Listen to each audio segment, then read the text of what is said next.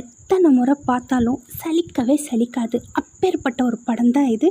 கண்டிப்பாக இந்த படம் உங்களுக்கு கிடைச்சா அந்த ஃபுல் படமே பாருங்கள். கிடைக்கலனா இந்த வீடியோவை பாருங்கள். ஆனால் இதோட கிளைமேக்ஸ் மட்டும் உங்களால் ஏற்றுக்கவே முடியாது. சத்தியமாக என்னால் ஏற்றுக்கவே முடியலைங்க. மனசு ரொம்ப பலவீனமாக இருந்துச்சுன்னா இந்த படம் பார்க்குறதே அவாய்ட் பண்ணிவிடுங்க. ஓகே, வாங்க வீடியோக்குள்ளே போகலாம். ஃபஸ்ட்டு சீன்லேயே ஹீரோவை காட்டுறாங்க. அவங்க ஊரில் நடக்கிற ஒரு விளையாட்டு போட்டியில் கலந்துக்கிட்டு அவன் பயங்கரமாக ட்ரை பண்ணுறான் ஜெயிக்கணும் அப்படின்னு சொல்லி. அந்த டைமில் ஹீரோயினோட என்ட்ரி ஆகுது. பச்சை மிளகா சாப்பிட்ற காம்படிஷனில் சாப்பிட்டு ஜெயிச்சிடுறான் ஹீரோயினை பார்த்துக்கிட்டே. இப்போது ஹீரோயின் தன் கையால் அவார்டு கொடுத்து பச்சை மிளகா சாப்பிட்டு நீ ஓகே தானா அப்படின்னு சொல்லி கேட்குறா. இதெல்லாம் முடிஞ்ச பிறகு வீட்டுக்கு போய்ட்டு அப்பா நான் ஆற்றுக்கு போகிறேன் அப்படின்னு சொல்லி சொல்கிறா. அவங்க அப்பா அங்கெல்லாம் ஏமா போகிற அப்படின்னு சொல்லி சொல்கிறாரு. ஆனாலும் அடம் பிடிச்சி வந்துடுறா. ஸோ ரொம்ப செல்ல பொண்ணு வந்துட்டு இங்கே இருக்கிற பசங்க எல்லாரையுமே திட்டுறா. கிளம்புங்கடா, இது என்னோடய ஸ்விம்மிங் டைம் அப்படின்னு சொல்லி. அதில் இருக்கிற ஒரு பையன் பார்த்துட்டு போயிட்டு ஹீரோ கிட்ட சொல்லிடுறான், உன் ஆள் வந்து ஸ்விம்மிங் பண்ண வந்திருக்குறா அப்படின்னு. அது கேட்குறது தான். அவ்வளோதான். அடுத்த செகண்டே யோசிக்காமல் அப்படியே தண்ணியில் ஒரு டைவ் அடிக்கிறான். டைவ் அடித்து அப்படியே நீச்சல் அடிச்சுட்டு போகிறான். அங்கேயே வெள்ளைக்காரங்க கேட்குறாங்க எங்கே போகிறான்னா, அவன் வந்து இந்தியன் ரோமியோ அப்படி தான் பண்ணுவான், அதெல்லாம் கண்டுக்காதீங்க அப்படின்னு சொல்கிறாங்க. இவன் இவ்வளோ தண்ணியில் குச்சி எங்கே தான் போவான். சரி நேராக அங்கே தண்ணி இருக்கிற இடத்துல போவான் போல் இருக்குன்னு பார்த்தா நேராக வீட்டுக்கு போயிடுறான். பைத்தியக்காரன் போயிட்டு குளிக்கிறான். ஸோ என்ன பண்ணுறான்னு பார்த்தா நல்லா சென்ட் எல்லாம் அடிச்சுட்டு நீங்கள் வேறு எக்ஸ்பெக்டேஷனில் இருப்பீங்க. இவன் பண்ணுவான் பாருங்கள் ஒன்று இவ்வளோ பண்ணிக்கிட்டு போகிறப்போ சாமிக்கு ஒரு கும்பிடு போட்டுட்டு அப்படியே அந்த ஹீரோயினை நினச்சி அப்படியே சந்தோஷத்தில் டான்ஸ் பண்ணிவிட்டு என்ஜாய் பண்ணிவிட்டு அப்படியே போகிறான். பைத்தியக்காரத்தனமாக என்னென்னமோ பண்ணுறான். காதல் வந்தாலே பைத்தியக்காரத்தனம் தானே. நேராக போயிட்டு அந்த பொண்ணை பார்த்துக்கிட்டே தண்ணியில் குச்சிடுறான். அப்போ தண்ணியில் இருந்தப்போ அப்படியே வந்திருக்கலாம் இல்லை, எதுக்கு இவ்வளோ ஆர்ப்பாட்டம் பண்ணி ரெடி ஆகிட்டு வந்தான்னு தெரியல. அந்த பொண்ணும் அப்படியே பார்க்குறா. பார்த்துட்டு என்னடா பண்ணுற போடா இங்கேருந்து அப்படின்னு ஒரே வார்த்தை சொல்கிறா. இவ்வளோ கஷ்டப்பட்டு வந்தால் அந்த பொண்ணோட அந்த ஒரு செகண்ட் அவள் ஃபேஸ் பார்க்குறதுக்காக தான். ஸோ பார்த்துட்டா போன்னு சொன்ன அடுத்த செகண்டே அங்கேருந்து கிளம்பி போகிறான். தொபுக்கிட்டின்னு போய் விழுந்துடுறான். அதை பார்த்து அந்த பொண்ணு அந்த ஃப்ரெண்ட்ஸ் எல்லாருமே சிரிக்கிறாங்க. அடுத்த செகண்டு ஹாஸ்பிட்டலில் காட்டுறாங்க. கத்துறான் ஐயோ அம்மா வலிக்குதுறான். சின்ன காயம் தான்டா ஒன்றும் இல்லை அப்படின்னு சொல்லிட்டு இருக்கா. அந்த டயத்தில் ஹீரோயின் வந்துடுறா. எப்படிடா இருக்கே அப்படின்னு அப்படியே சீன் போடுறான். ஒன்றும் இல்லை, சின்ன காயம்தான், டாக்டர் நல்லா ஆகிடும் அப்படின்னு சொல்லிட்டாங்க அப்படின்னு சொல்லி. சரி உடம்ப பார்த்துக்கோ அப்படின்னு சொல்லிட்டு ஹீரோயின் போகிறா. அவங்க அப்பாவுக்கு இதெல்லாம் பிடிக்கல. கூப்பிட்டு அட்வைஸ் பண்ணுறாங்க, இங்கே பாரு அவங்க வேறு ஆளுங்க நாங்கள் வேறு ஆளுங்க, அந்த பொண்ணை நீ பார்க்கக்கூடாது, ஏன் மேலே சத்தியம் பண்ணு அப்படின்னு சொல்லி அவங்க அப்பா சத்தியம் வாங்கிக்கிறாங்க. வேறு வழியே இல்லாமல் அவனும் சத்தியம் பண்ணிடுறான். பண்ணிவிட்டு இப்போ அந்த பொண்ணு தானாக வந்து பேச ட்ரை பண்ணுது. ஆனால் அவன் முடிஞ்ச அளவுக்கு அவாய்ட் பண்ணிட்டு போகிறான். அந்த பொண்ணுக்கு இதெல்லாம் புதுசாக இருக்குது. எப்போவுமே நம்ம பின்னாடி சுற்றிட்டு இருப்பான். இன்றைக்கி நாம் பார்த்தாலும் பார்க்க மாட்டேன்றானே, என்னாச்சு இவனுக்கு அப்படின்னு சொல்லி திரும்பி காலேஜில் பார்த்துன்னே இருக்கிறான் கிளாஸ் ரூமில். ஆனாலும் அவன் பார்த்தும் பார்க்காத மாதிரி அவாய்ட் பண்ணிகிட்டே இருக்கிறான். சரின்னு வெளியே போயிட்டு வண்டி ஸ்டார்ட் ஆகலை அப்படின்னு சொல்லி அவன் ஃப்ரெண்டுக்கிட்ட சொல்ல அவன் வந்து என்ன சொல்கிறான், இல்லை நீங்கள் மெக்கானிக்கை கூப்பிட்டு சரி பண்ணிக்கோங்க, எனக்கு இதெல்லாம் தெரியாது அப்படின்னு சொல்லிட்டு போயிடுறான். அவன் பொண்ணு அடுத்த செகண்டாக அந்த பொண்ணு கோவத்தில் அப்படியே வண்டி ஸ்டார்ட் பண்ணிவிட்டு போயிடுறான். ஸோ வண்டி ரிப்பேர் ஆகலை, இவனை கூப்பிட்றதுக்காக தான் அந்த மாதிரி போய் சொல்லியிருக்கிறான் அப்படின்னு சொல்லி ஹீரோவுக்கு தெரிஞ்சு போது அப்படியே கொஞ்சம் நேரம் நின்று பார்க்குறான். அடுத்ததாக அவன் டான்ஸ் கிளாஸ்க்கு போயிருப்பாள். ஸோ டான்ஸ் பண்ணிகிட்டு இருக்க ஒளிஞ்சு நின்று பார்க்குறான். அவ்வளோதான், அவங்க அப்பா மேலே பண்ண சத்தியம் மறந்து போச்சு இவனுக்கு. ஸோ இவளும் அதை பார்த்துட்டு காலையிலேருந்து சீன் போட்டுன்னு இருந்தால் இப்போ மட்டும் என்னத்துக்கு வந்து பார்க்குறான்னு சொல்லிட்டு நில்றா, என்னடா பார்த்தும் பார்க்காத மாதிரி சீன் போட்டுட்டு இருந்தால் இப்போ மட்டும் என்னத்தை ஒளிஞ்சு பார்த்துன்னு இருக்கிற அப்படின்னா, அது வந்து எங்கள் அப்பா தான் வந்து உனக்கிட்ட பேசக்கூடாது உன்னை பார்க்கக்கூடாதுன்னு சத்தியம் பண்ணார். ஓ அப்படியா, அப்பா பையனா நீ, அப்போ அப்படியே ஓடி போயிடு, இதுக்கப்புறம் என் பின்னாடி வந்த அவனை அவ்வளோதான் உன்னை, உங்கள் அப்பா மேலே பண்ண சத்தியம் அதுக்குள்ளே மறந்துட்டு வந்து இங்கே பேசுகிற, போடா இங்கேருந்து, ஏதோ தைரியசாலியாக இருப்பேன்னு பார்த்தா இப்படி இருக்கிற நீ, சீப்போ பின்னாடிலாம் வராதுன்னா சாரி, நான் அவன் சாரி எடுத்துன்னு போய் குப்பையில் போட அப்படின்னு சொல்லிட்டு போகிறா. மறுபடியும் காலேஜில் பார்க்குறான். பார்த்துட்டு பேச ட்ரை பண்ணால் நோ அப்படின்னு சொல்லிட்டு போயிடுறா. இவன் இப்போ பாட்டு பாடுறான் போயிட்டு அவளுக்காக.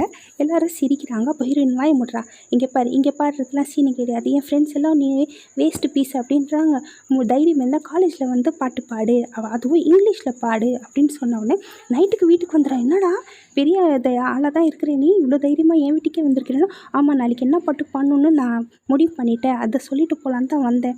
ஓஹோ என்னடா பாட போகிறேன்னா இங்கிலீஷில் தான் பாட போகிறேன் அப்படின்னு சொல்லிட்டு காலேஜில் அடுத்த நாள் எல்லாரையும் கூப்பிட்டு வச்சு பாடுறான். என்ன பாடுறான் அப்படின்னா, ஹிந்தியில் என்ன கர்மத்தை பாடினானோ அதே வந்து இங்கிலீஷில் இவன் எழுதி வச்சுட்டு பாடுறான். அதை பார்த்து அங்கே இருக்கிற பொண்ணுங்களோட ஹீரோயினும் வந்து பயங்கரமாக இம்ப்ரெஸ் ஆகிடுறா.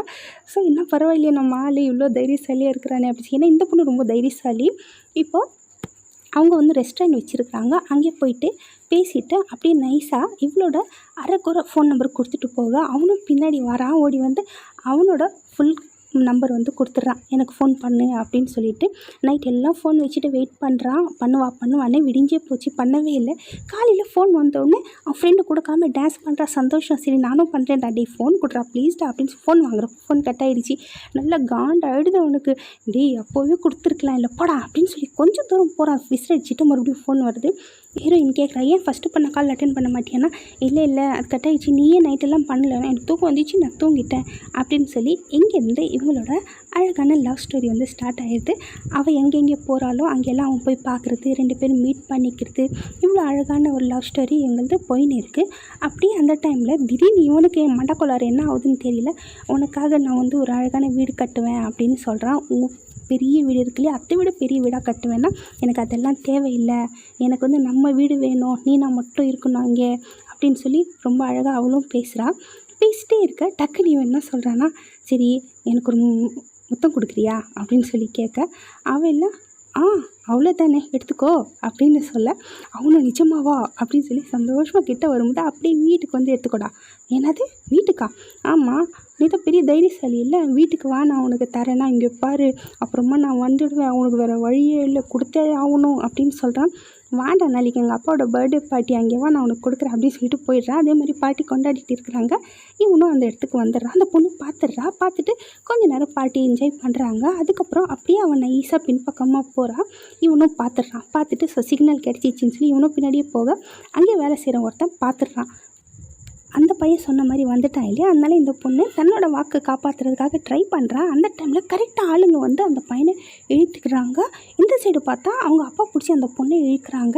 அந்த பையனை போட்டு நல்லா அடின்னு அடிக்கிறாங்க. அந்த பொண்ணு துடிக்கிற வேணாம் அப்படின்னு சொல்லி இங்கே வீட்டுக்கு அடி வாங்கின்னு வந்து அவங்க அப்பாவை அடிக்க மறுபடியும் அவங்க அப்பாவை கட்டி பிடிச்சிட்டு அழுகுறாங்க.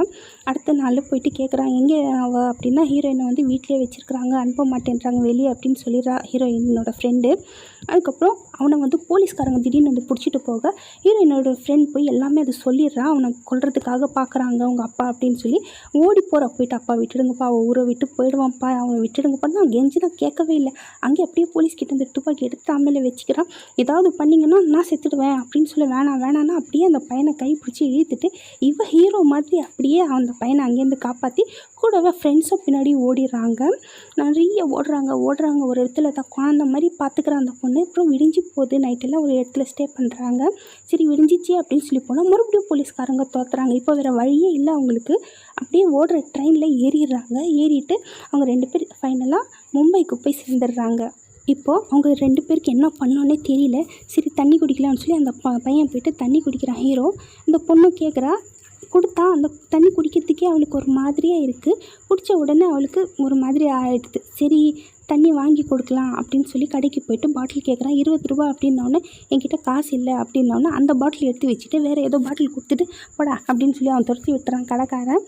அந்த தண்ணி தான் அவள் மடக்குன்னு சொல்லி குடிக்கிறான். அவ்வளோ தாகம் போல் இருக்குது பாவம். நான் ஹீரோக்கு எப்படி சமாளிக்கணும் எதுவுமே தெரியல. இந்த பொண்ணு தான் போட்டுன்னு இருக்கிற தோடு அது எல்லாமே விற்றுட்டு ஒரு அமௌண்ட்டாக வாங்கிக்கிட்டு முதல்ல போய் 2 பேர் சாப்பாடு சாப்பிட்றாங்க. பார்க்குறான் அந்த பையன் எப்படி சாப்பிட்றான், குழந்த மாதிரி பண்ணுறான். அவனுக்கு எதுவுமே புரியல. இவ தான் எல்லாமே சமாளிக்கிறா. அப்புறம் போயிட்டு அந்த ஊரில் மும்பையில் இருக்கிற அவங்க மாமாவுக்கு கால் பண்ணி சொல்ல எல்லா விஷயமும். சரி நீ வாடா அப்படின்னு சொல்லி அவங்க ஒரு இடம் சொல்கிறாங்க. அந்த இடத்துக்கு பஸ்ஸில் 2 பேரும் கிளம்பி போகிறாங்க. இங்கே ஹீரோயினோட அப்பா எலெக்ஷனில் நின்று இருப்பாங்க. அவங்களுக்கு ஆப்போசிட் பார்ட்டியான ஒரு லேடி அவங்க வந்து பேசிகிட்டு இருப்பாங்க. என்ன உங்கள் பொண்ணு பற்றி ஏதோ கேள்விப்பட்டேன்னா, ஆமாம் ஓடிட்டா இப்போ என்ன அப்படின்னா, சரி கவலைப்படாதீங்க, நான் உங்களை மாதிரி வந்து ஆப்போசிட் பார்ட்டி அசிங்கமெல்லாம் படுத்த மாட்டேன், நான் யாருக்கிட்டையுமே சொல்ல மாட்டேன்னு சொல்லி நல்லா வெறுப்பேற்றிட்டு போயிடுறாங்க. இங்கே அவன் மாமா பார்க்க வந்துடுறான் வீட்டுக்கு. வந்துட்டு அந்த பொண்ணையை கூப்பிட்டுன்னு வந்து அவங்க மாமா என்ன சொல்கிறாங்கன்னா, இங்கே பாரு உங்கள் அப்பா பற்றியெல்லாம் உனக்கு தெரியாது, பெரிய பிரச்சனை ஆகிடும், நான் சொல்கிற மாதிரி செய், அதாவது நீங்கள் 2 பேர் கொல்கத்தா போயிடுங்க அப்படின்னு சொல்கிறாங்க அவங்க மாமா. கொல்கத்தா எல்லாம் வேணாம் மாமா, நான் இங்கே இருக்கிறேன்னா வேணாம் எல்லாருக்குமே அது டேஞ்சரு, அங்கே உனக்கு வேலையும் வாங்கித்தரேன், என் ஃப்ரெண்டு இருக்கிறதுக்கு ரூமும் வாங்கி தரேன் அப்படின்னு சொல்லி அட்வைஸ் பண்ணேன். இவங்களுக்கு வேறு வழியே கிடையாது. அதனால் அவங்க மாமா சொன்ன மாதிரியே கொல்கத்தாவுக்கு போயிடுறாங்க. அங்கே போயிட்டு ஹவுஸ் ஓனர் இவர் தான் வந்து அவங்க மாமாவோட ஃப்ரெண்டு. அவர் என்ன சொல்கிறாருன்னா, 2 மாதம் வாடகை வந்து உங்கள் மாமா எனக்கு கொடுத்துடுவார், அதுக்கப்புறம் நீ தான் சமாளிக்கணும் தெரியுமா, நான் சமாளிக்கிறேன் அப்படின்னு சொல்கிறாங்க. நான் அவங்க வந்து ஒய்ஃபு, ஹவுஸ் ஓனரோட ஒய்ஃபு. கூப்பிட்டுன்னு போய் வீட்டை காட்டுறாங்க. இது வந்து காமன் பாத்ரூம், இங்கே தான் வந்து இங்கே இருக்கிற போர்ஷன் ஆளுங்களுக்கு இது அப்படின்னா அந்த பொண்ணுக்கு கொஞ்சம் கூட பிடிக்கவே இல்லை. பெரிய இடத்து பொண்ணு இல்லையாவா, ஸோ ரூம் வந்து கொஞ்சம் டர்ட்டியாக இருக்கும் அப்படின்னு சொல்லி கூப்பிட்டுன்னு வராங்க. ரொம்பவே டர்ட்டியாக இருக்குது. ஸோ 2 பேர் சேர்ந்து க்ளீன் பண்ணுறாங்க. அந்த பொண்ணுக்கு எதுவுமே க்ளீனிங் எல்லாம் வரவே இல்லை, இவன் தான் பண்ணுறான். அதுக்கப்புறம் மாப் போட்டு 2 பேரும் முடிஞ்சாலும் க்ளீன் பண்ணிவிட்டு நைட்டுக்கு உக்காந்து சாப்பிட்றாங்க. 2 பேர் மூஞ்சிலையும் வந்து கொஞ்சம் கூட சிரிப்பே கிடையாது, ரொம்ப ஃபீலிங்காக இருக்கிறாங்க. அடுத்த நாள் வேலைக்கு போகிறதுக்காக ஒரு கார்டு கொடுக்குறாங்க, நாளைக்கு இங்கே போன்னு சொல்லி. அதுக்குள்ளே இந்த பொண்ணு கத்திட்டு வரா, என்ன ஆச்சுன்னா பல்லி இருக்குது உள்ள அப்படின்னு சொல்லி. ஸோ அந்த மாதிரி வளர்ந்த பொண்ணு இல்லையா. ஸோ காலையில் ஏஞ்சி பார்க்குறேன், எங்கேடா போகிறேன்னா, இந்த மாதிரி நான் வேலைக்காக போகிறேன்னா ப்ளீஸ் போவாதேன்னா, நான் வரதுக்குள்ளே உனக்கு போர் அடித்தா நீ வந்து துணி துவைச்சிடு, நான் வந்துடுறேன் அப்படின்னு சொல்லிட்டு இங்கே வந்து வேலை கேட்குறான். நான் நல்லா சமைப்பேன், எங்கள் ரெஸ்டாரண்ட் இருக்குது அப்படின்னா அந்த மாதிரி வேலையெல்லாம் கிடையாது அப்படின்னு சொல்லிடுறாங்க. இங்கே அந்த பொண்ணு துணி துவைக்க கூட வராமல் எல்லாம் போட்டு துணியெல்லாம் நாஸ்தி பண்ணி வச்சுருக்கிறா.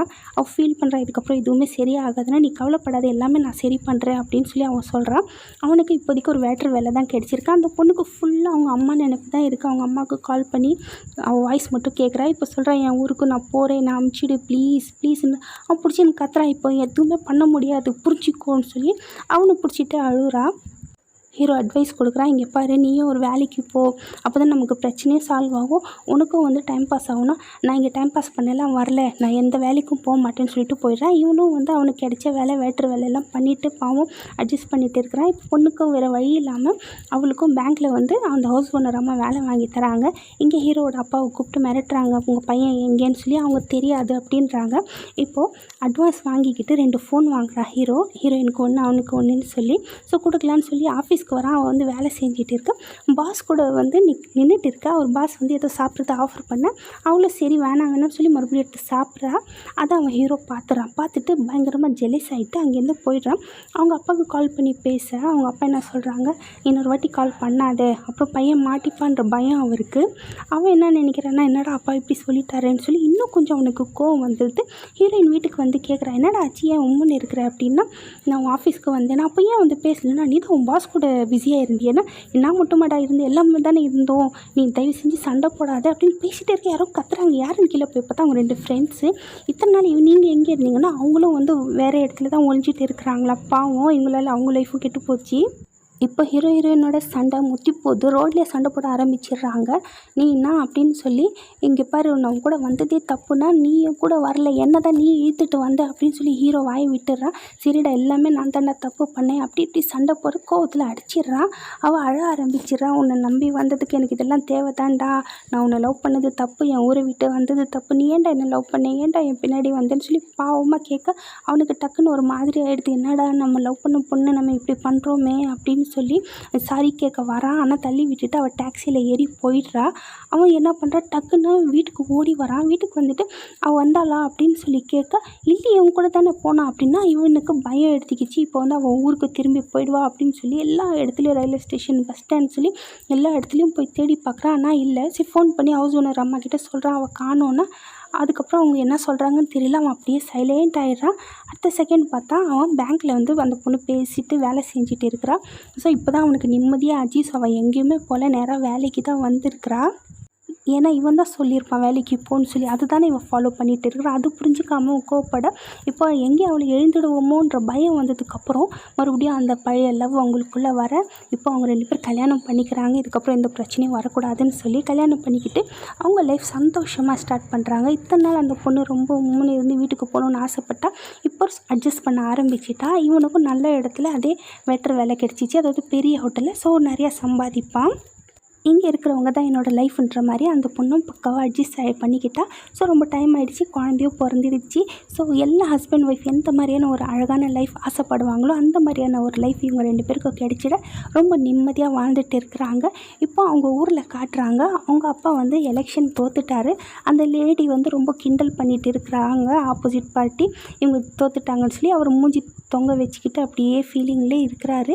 இப்போது இவங்க ஒரு வீடும் வாங்கிடுறாங்க, கிரகப்பிரவேசம் அப்படின்னு சொல்லி அவங்க அம்மாவுக்கு ஃபோன் பண்ணி பேசிகிட்டு இருக்கிறா. ஸோ அம்மா கிட்ட மட்டும் கனெக்டில் இருக்கிறான்னு அர்த்தம்.